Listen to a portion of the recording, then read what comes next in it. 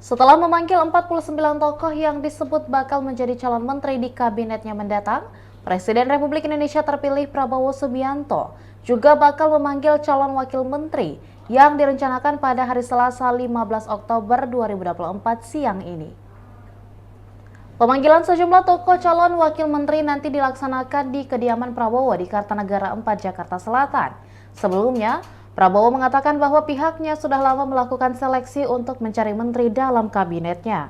Mayoritas yang datang hari ini juga sudah lama diminta membantunya dalam pemerintahan mendatang. Diketahui dari 49 calon menteri yang telah dipanggil, ada 6 diantaranya merupakan perempuan. Berikut adalah 6 calon menteri perempuan yang telah dipanggil oleh Prabowo ke Kartanegara. Yang pertama, Widianti Putri Wardana, istri pengusaha Wisnu Wardana. Yang kedua, Arifah Khoiri Fauzi, sekretaris PP Muslimat NU. Yang ketiga, Ripka Haluk, pejabat Gubernur Papua Tengah. Yang keempat, Sri Mulyani, Menteri Keuangan Kabinet Presiden Jokowi.